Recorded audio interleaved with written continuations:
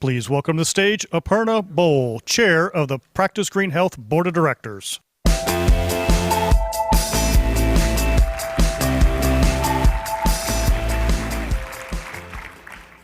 Good afternoon, everyone. It's so wonderful to see you all. On behalf of Practice Green Health and Healthcare Without Harm, I'm so honored to be the first to officially welcome all of you to Cleanmed. This is our 14th Cleanmed in the United States and the 19th overall. We are welcoming over 700 sustainability professionals, including representatives from healthcare providers, clinicians, suppliers of healthcare products and services, group purchasing organizations, medical schools, nonprofit organizations, and many more. We're currently witnessing political, cultural, technological, and environmental changes worldwide, as Gary mentioned, and we need new thinking and approaches to respond with intelligence and courage during these uncertain times. We're very excited to bring you 3 speakers who will share their journeys, their perspectives, and their ideas on what these changes mean for all of us who live and breathe healthcare sustainability. Please welcome to the stage Jamie Harvie. Burning down the house.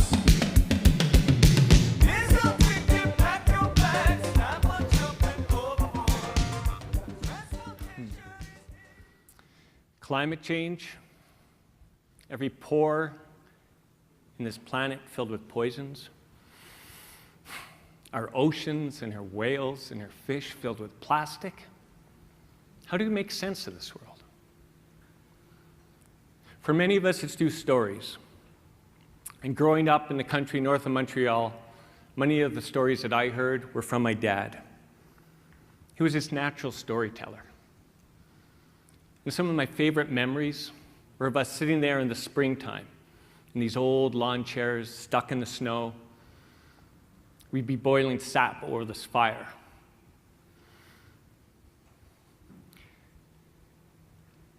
And I'd be asking him questions and we'd be sharing stories. What was it like growing up in the Depression? Tell me more about your mom and dad, my grandmother, my grandfather. What was it like to court my mom?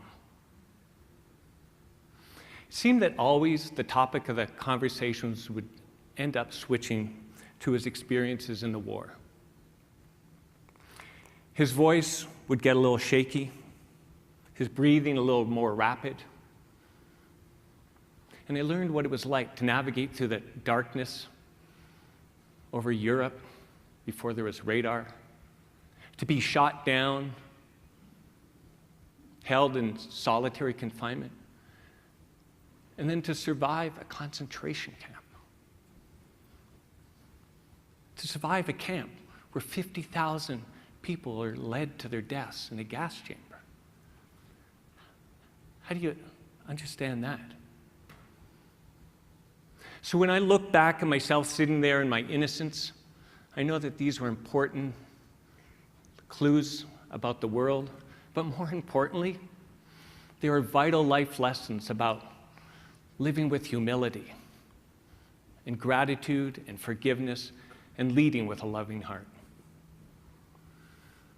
So I went to college. I graduated with an engineering degree. And not knowing what to do, like many, I threw on a backpack and headed off to Europe and ultimately ended up as a volunteer in Nicaragua, where I joined thousands of other young people from around the globe working to heal a country that had been ravaged by dictatorship and the exploitation by global corporations. I'm not sure if you can remember when you lost your innocence, but I remember it was there that I lost mine. It was with a Maryknoll nun, and it happened one evening. She was sharing her experiences of helping victims of torture. And I can't remember what she said, but I can't remember what was going on. But my whole brain started to shift, and it was as though I could physically feel pieces of it moving.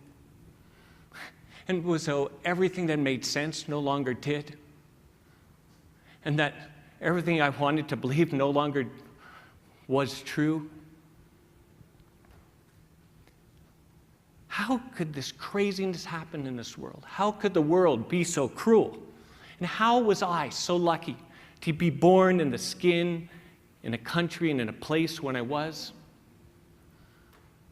I knew I had to do something, but I didn't know what. A few years later, I found my trajectory. I was working as an engineer on a project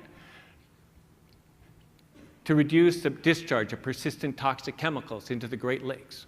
What we learned was that these chemicals contaminated and linked the entire web of life, and that some of the largest sources came from thousands of miles away, moving in the clouds, through the wind, dropping in the rain and the dust, meaning that if we wanted to have a local impact, we also had to work globally. And how the pristine environment did us this disservice by creating this illusion that all was well. How could we engage people in writing this tragedy when it was hidden from view? 5 years later, I was sitting in this room with some of the most caring, passionate people that I'd ever met. We were plotting and scheming on how we could transform the world by transforming healthcare. It was the beginning of Healthcare Without Harm. And as this tribe grew to be some of my dearest family, I learned important lessons. Through readings and poems, the importance of connecting to inner purpose, by gathering in circles and collaborating through networks, the importance of structure and relationships, and to a sense of shared ownership, the joy of co-creation. We are all co-creators of this incredible work. And of course, the on-the-ground work, the thrill when that light went off, when a nurse, a purchasing agent suddenly saw how they could be change agents for the world. Man, they come alive, and it's so exciting. But then the work got harder. The work on healthcare food made it clear that to transform healthcare food, we had to transform the global food system, that the part could not be disconnected from the whole, and that the whole was so economically powerful that healthcare couldn't do it by itself. And despite the stacks of scientific reports, the pie charts, the graphs explaining the pending global food system collapse, how could we engage people in a simple way and explain so that they can engage and not feel too overwhelmed? A large foundation hired communication experts and brought in focus groups to test and forge the message to help explain the problem. Our food system is like an out-of-control train, and unless it's brought under control, it's going to impact our children and future generations. The image of this powerful train speeding down the tracks in future generations was important. And these images work because they're tightly connected to how we believe the world works. You know, just think back centuries ago when this country was formed and grew, a time of scientific discovery, the Industrial Revolution, the Enlightenment. What we believed then became tightly woven into the fabric of this society, our judicial system, our political system, our medical system. And it's become our dominant narrative, our shared story that's so powerful and pervasive, we can't even see it. Back then, rational thought reigned supreme, giving us the belief in predictability and cause and effect, and this unwavering faith in science. We truly believed the world operated like a predictable machine. And now evolution reinforced these concepts of man over nature, of a hierarchy of human value, a hierarchy of all living beings, of individualism and competition. We believe in this infinite abundance, and that, I love this, the morality of men could be measured by their wealth. Together, these beliefs conspired to make this country one of the most powerful and wealthy in the world. And they're woven together in a story that's reinforced in the news and the media and the politics and exported all across the globe. It's become our dominant narrative, our shared story, despite everything slapping us in the face every day to the contrary. Just think. We're these loving, emotive, caring beings. We're this amalgam of mind and body and spirit. Social beings. We're wired for connection and relationship.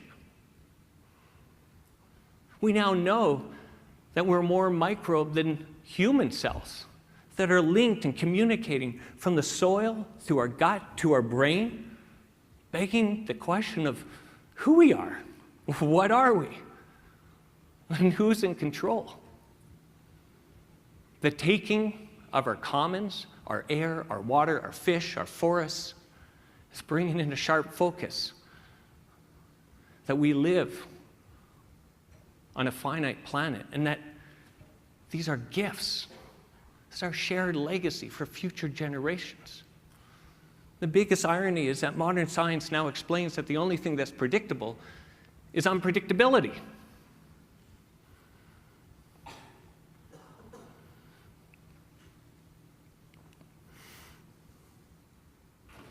The point is that our story, our collective story, is so incongruent with our reality that it no longer fits anymore. The emperor has no clothes. So what do we do when a story that's connected us for hundreds of years has died?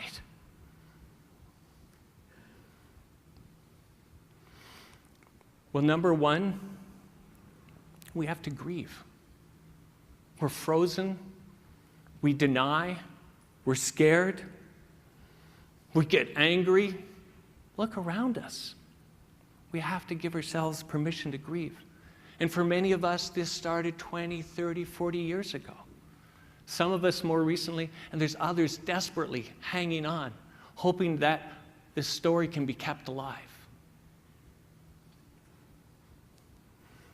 And number two, we have to listen with more than our ears.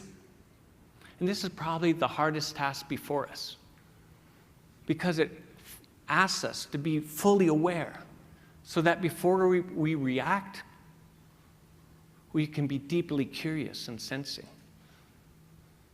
And it requires vulnerability, not power.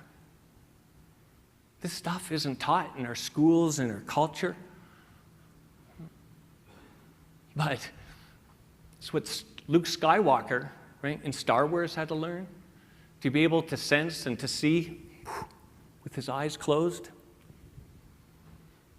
And number three, as planetary citizens, we have to rewrite and create a story that's reflective of being fully alive on this crazy, beautiful, living planet. In many ways, what we're knitting together is an ancient story, first told by our shared ancestors. We're relearning ancient wisdom and ancient knowledge. But this stuff, what's really exciting, is this story is being written everywhere. And if we just stop and listen, we can see it bubbling up. And it's being written through the language of resilience and relationship and collaboration and holism and self-organization and shared ownership and the commons and agency. It's all around us.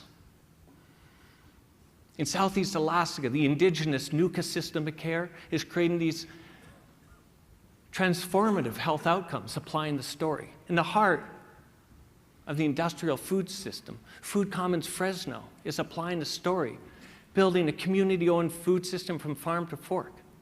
Our job is to call these models out, this new story, to invest in them and help them flourish within healthcare and out. We have to be curious, and we have to listen to our language so that we don't reinforce old patterns. If most of our health comes from outside of hospitals, why do we call a network of hospitals a health system?